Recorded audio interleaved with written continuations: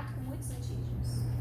Na automedicação, nos corantes, edulcorantes, conservantes, agrotóxicos, poluição, tudo isso tem antígeno, né? E aí o corpo reage da seguinte forma, ele fica tendo que reagir contra antígenos o tempo inteiro. Em determinado momento ele se confunde, literalmente acaba atacando o teu tecido. E aí você tem tireoide, pele, mucosas que podem ser alvo dessas reações. Lúpus, pênfigo, líquen, as próprias alergias de maneira geral, a psoríase. Tá? E uma vez que a imunidade atacou o teu tecido, ela reconhece o teu tecido como estranho para sempre. As doenças autoimunes não têm cura, elas têm controle e tratamento, mas não tem cura. Por quê? Porque tem memória. Tá? Então eu tenho um aumento da incidência geral por essa reação cruzada, reconhecimento de antígeno, tanto antígenos que vieram de fora, substâncias injetadas, micro-organismos, quanto o que a gente chama de antígeno sequestrado. O que é o antígeno sequestrado?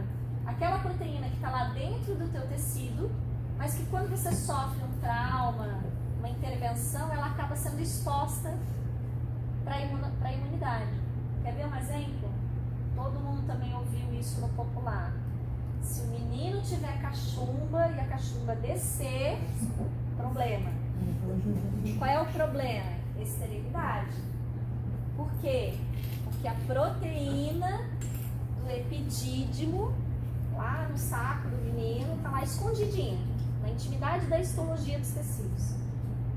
As espermatogônias lá. Quando você tem a parotidite viral, que é a cachumba, o vírus tem tropismo, atração, que é tropismo, também por essas células que estão lá escondidas no epidídimo. Vai lá, inflama e mostra para a imunidade o que estava lá escondidinho na intimidade do tecido. E aí a imunidade reconhece como estranho e ataca e elimina. E aí sem a espermatogônia ele fica estéril. Tá? Isso é o que a gente chama de antígeno sequestrado. Outro exemplo é a reabsorção dentária. As proteínas da matriz de um dente, da dentina, nunca está em contato com o macrófago. Sempre está escondidinha na estrutura do dente. Quando você faz uma movimentação ortodôntica, você expõe a raiz, mata cementoblasto, expõe a raiz. Ao expor a raiz, o sistema imunológico enxerga as proteínas da dentina e começa a reabsorver.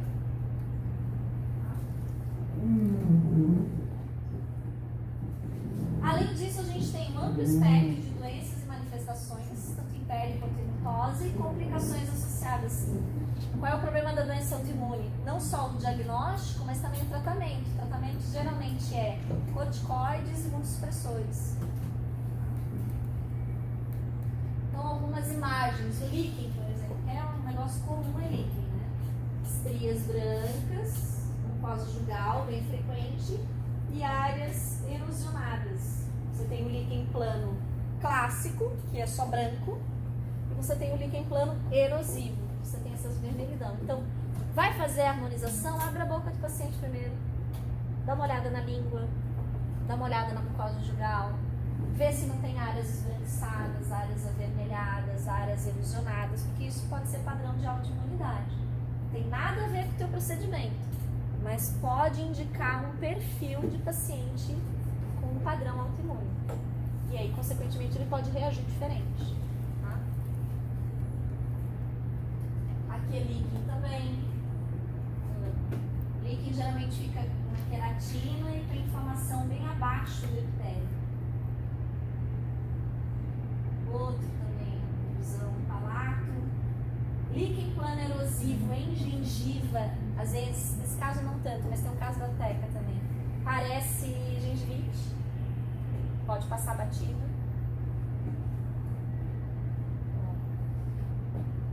Várias doenças autoimunes têm a formação de bolhas. Lembra que eu mostrei dos padrões histopatológicos, né? Quando soprar a seringa tríplice, o epitélio se distende.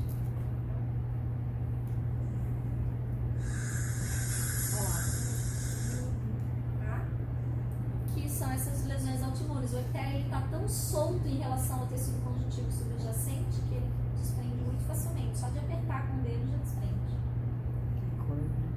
Naquele caso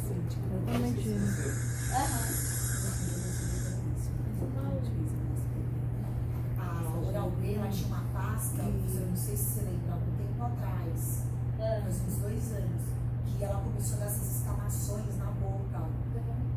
Os pacientes começaram a perceber muito isso, que eles tiraram do mercado. Normalmente é algum componente que estava dando reação. Demais, assim, até eu usei, e era uma pasta simples que ela tinha cristais. Até eu usei e comecei a perceber que fazia assim, E aí você tem causa e efeito, né? Então, por exemplo, nesse caso, é uma reação, não é uma reação autoimune, é uma reação de hipersensibilidade. Mas você vê, pode confundir, é idêntica. Se soltar. Aí a anamnese é que vai dizer. Né? A anamnese, se for o caso, biópsia também, né? Variações do líquen plano. Então, lembra que eu falei, olha a pele, pergunta se não tem manchas, se não tem feridas na pele, descamações. Pergunta se não tem também pacientes, por exemplo, afta. Afta, eu vou contar uma coisa pra vocês. A culpa não é do abacaxi. O pobrezinho do abacaxi não tem nada a ver com isso. A afta é autoimune. Então, pacientes que têm afta vão ter afta comendo ou não abacaxi. Ah, mas a acidez em determinados pacientes pode facilitar o aparecimento? Isso é outra coisa. Mas a etiologia não é a acidez. A etiologia é reconhecimento imunológico da mucosa bucal e ataque contra ela. Tanto é que se você não fizer absolutamente nada, ela vem, faz a ferida, desaparece e vai embora. É cíclico. Minha filha tem. Então, pacientes que costumam ter afta com frequência, tem padrão autoimune. Pacientes que têm língua geográfica, tem padrão autoimune. Pacientes com essas descamações em pele e mucosa, tem padrão autoimune. Quer dizer que ele vai ter problema? Não necessariamente. Mas você vai anotar e ele se encaixa num perfil que talvez eu ia fazer 5 ml e vou fazer no primeiro para ver. É o mínimo. Mas eu anotei, eu tenho essa informação, eu estou tentando personalizar os tratamentos. Não estou fazendo igual para todo mundo, independente da reação individual, entende? E como a gente faz lá no consultório, como a gente tem, né, pelo fato de eu estar lá, e obviamente o acesso acaba sendo fácil, mas eu tenho feito esse trabalho com vários colegas, de dar esse parecer, né? Isso acaba até valorizando. Nossa, o meu dentista faz. É bem interessante. Te protege um pouco, não impede que as coisas aconteçam, porque biologia não é matemática, mas te protege um pouco e valoriza mais esse lado do profissional da saúde. Né? Lembra de unha que eu falei também? Então, pergunta também sobre as unhas. Ó, tá vendo essa vermelhidão aqui, gengival, marginal? Não é gengivite, isso é líquen plano erosivo. Ah, eu vou bater o olho e vou saber que é? Não. Mas gengivite, até onde eu sei, tem tratamento e resolve, certo? Se não resolver, pode não ser gengivite. Né? O paciente também às vezes tem lesão em mucosa. Tá? E às vezes não tem sintoma nenhum. Ou pode ter ardência, depende.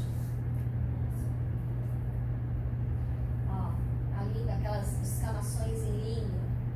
Não tem problema nenhum, não precisa fazer nada, o problema não é a língua. Né? O problema é autoimune. Né? E lembra que eu falei para vocês? Existe uma linha de pensamento na literatura que encaixa a língua geográfica como uma manifestação bucal da psoríase. E tem uma linha de pensamento na literatura que encaixa a língua geográfica como uma variação da normalidade. Como eu já vi a lâmina das duas coisas, eu sou da turma que considera a língua geográfica como um potencial reação autoimune.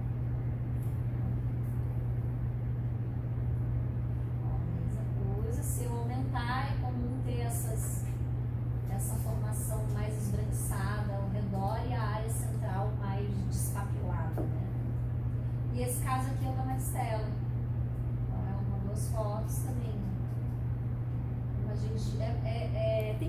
clínico, você tem que estar prestando atenção. Se você olhar aqui embaixo, ó, tem um esbranquiçamento. Tem umas áreas assim discretamente erosionadas e discretamente esbranquiçadas. Isso não é gengivite. Tá? A não ser que instituiu o tratamento, tem higiene bucal ok, tá tudo ok, não justifica. Aí o que você faz? Você indica biopsiar. No fim, esse aqui eu não sei o que deu, né? A gente acabou não conversando sobre esse caso. Mas eu indiquei, faz a biópsia, olha aqui. E essa vermelhidão muito contornando o dente, isso é bem típico de líquen plano-erosivo. Lábios. Outra coisa que me chama bastante atenção em lábio